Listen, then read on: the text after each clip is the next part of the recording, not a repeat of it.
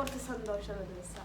സംഭവം വേറെ ഒന്നുമല്ല, കുറച്ച് ക്യാൻസാണ്. ഇതൊക്കെ പറഞ്ഞിട്ട് ഞാൻ കവറിൽ നിന്ന് മൊത്തം തട്ടിയതാണ്, എല്ലാം കൂടി പുറത്തേക്ക് വീണ്. അല്ല പടച്ചോനെ, ഇതൊക്കെ ഇനി പറക്കണമല്ലോ. അല്ല അതൊക്കെ പറക്കാട്ടോ. ഇത് ഇത്രയും ചാൻസൊക്കെ എനിക്ക് എവിടെ നിന്നാണെന്നറിയോ കിട്ടിയത്. എനിക്കൊരു ആൻറ്റി ഞാനിത് ചെയ്യുന്നതാണ് ഇപ്പോൾ ഈ തന്നതാട്ടോ.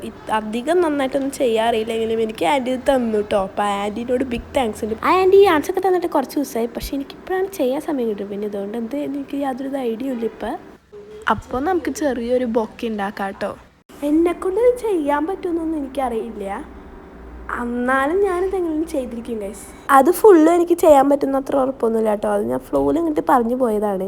എന്നാലും ഞാൻ എന്നെക്കൊണ്ട് മാക്സിമം ശ്രമിക്കും. പിന്നെ ഇതിൻ്റെ ഫ്ലവറിൻ്റെ കളർ ഞാൻ ഇപ്പോഴും സെലക്ട് ചെയ്തിട്ടുണ്ട്. എന്താണിത് ഇപ്പോൾ ഈ ആണുങ്ങൾക്കൊന്നും ഒരു അനുസരണയില്ലല്ലോ.